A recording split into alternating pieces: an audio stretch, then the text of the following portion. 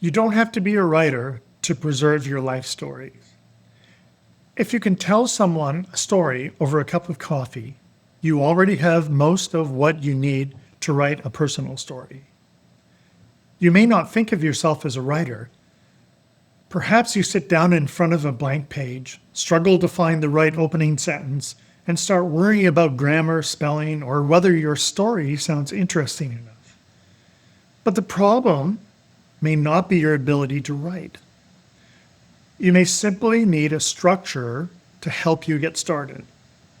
Welcome to the second video in this 5-part series about turning your memories and photographs into digital stories that your family can enjoy and preserve. In the first video, we talked about beginning with one meaningful memory instead of trying to document your entire life.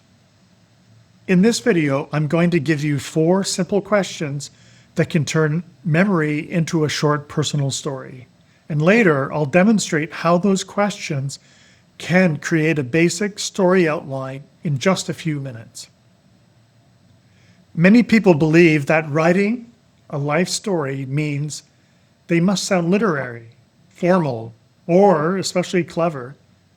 They think that they need beautifully constructed sentences, an impressive vocabulary, and perfect grammar before anyone will want to read what they have written. But that is not what makes a personal story valuable. Your family wants to hear your voice. They want to recognize the words and expressions you would naturally use if you were sitting across the table telling them what happened. Try imagining that you are telling the story to someone you trust. It might be a family member, a close friend, or someone who's genuinely interested in your life. What would you say first? How would you describe the people involved? What details would you naturally include? You don't need to write, "It was a magnificent and unforgettable occasion." You can simply write, "I still remember that morning because I had never been so nervous." Natural language is more important than impressive language.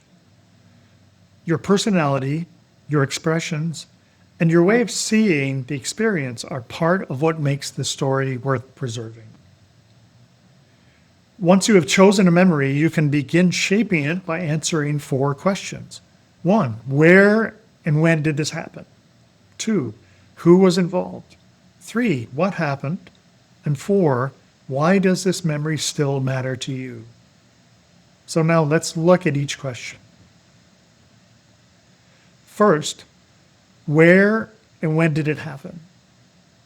You don't need to provide a complete history of the location.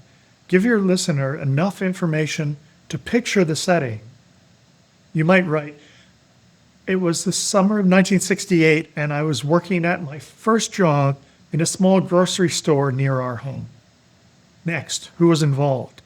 Introduce only the people your listener needs to know. For example, the store was owned by Mr. Harris, a serious-looking man who rarely spoke unless he had something important to say. Then answer the third question, what happened? This is the main event or experience. What changed? What surprised you? What problem did you face? What moment has remained with you? And finally, why does a memory still matter? This is where you reflect on the experience. What did it teach you? Did it change your direction? Did it help you understand another person or yourself a little better? These questions give your story a beginning, a middle, and a meaningful ending. One of the most common traps in writing a personal story is trying to include too much. You may begin with a story about your first job and suddenly find yourself describing every job you held during the next 40 years. Or you may want to write about your relationship with your mother and feel that you need to explain her entire life before you can describe one meaningful moment. You don't. Just choose one scene or experience that represents something larger. For example, rather than trying to describe your entire relationship with your grandfather, you might write about the afternoon he taught you how to plant tomatoes. That one scene could reveal his patience, your relationship with him, the values he shared with you, and why you still think of him whenever you work in the garden. Your story becomes more powerful when the listener can enter one particular moment with you. Include the details that help us understand that moment. Other information can be saved for another story. Remember, you are creating a collection, one story at a time. A few carefully chosen sensory details can bring a memory to life. Ask yourself, what could I see? What could I hear? Was there a particular smell? What did the place feel like? What specific detail do I still remember? Perhaps the clicking sound of your mother's knitting needles.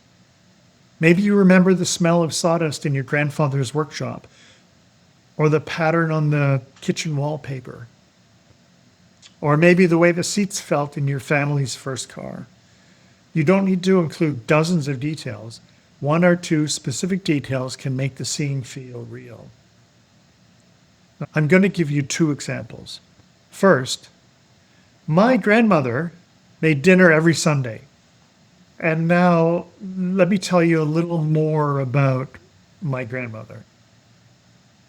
Every Sunday, I walked into my grandmother's kitchen and I smelled the bread that she had taken from the oven. Her blue apron was usually dusted with flour, and the radio beside the refrigerator was always playing.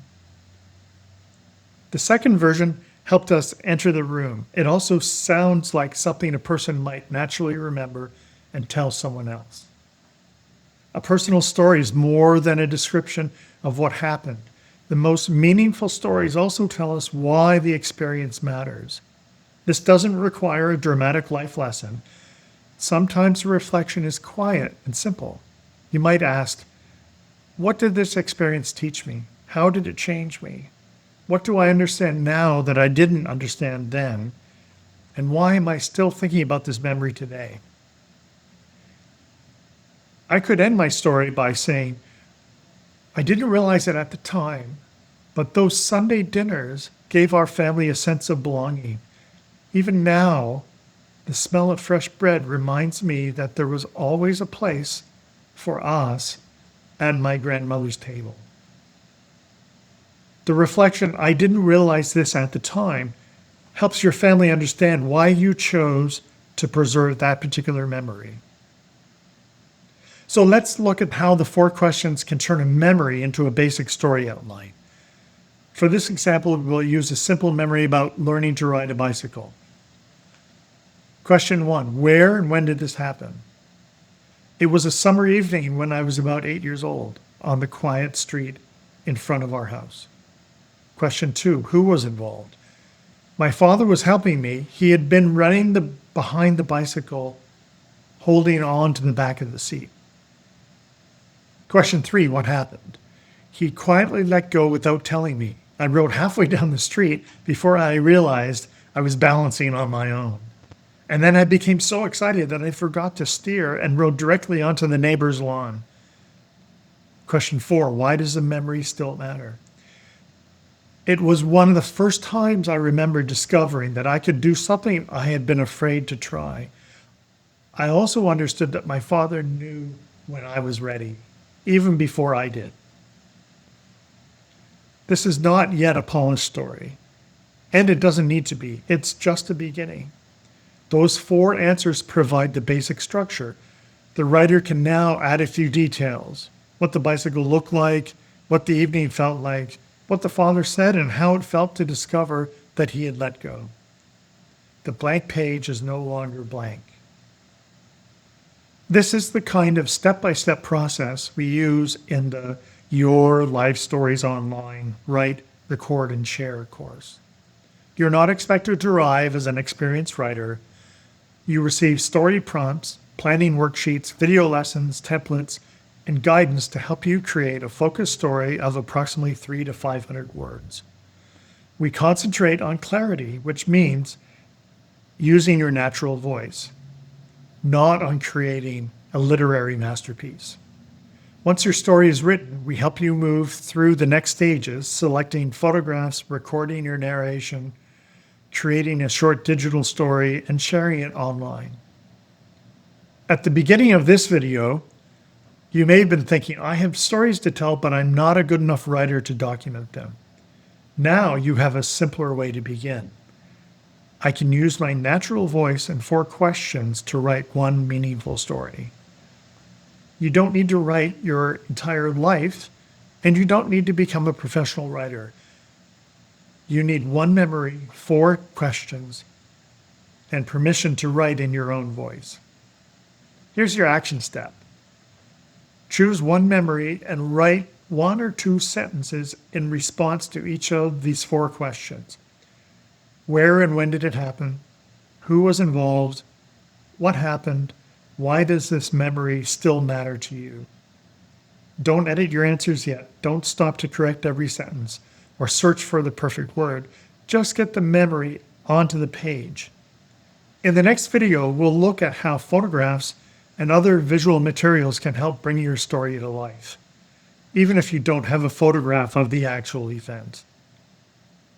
If you would like personal coaching as you choose to write, record, and share your stories, you'll find more information about the Your Life Stories online course in the description below. Also, look for a PDF handout that will help you with answering these 4 questions. Subscribe and like this video so you don't miss the remaining segments in this 5-part series. You don't have to think of yourself as a writer to preserve your life stories. You only have to tell 1 story in the voice that has always been yours. Thanks for watching, and I'll see you in the next video.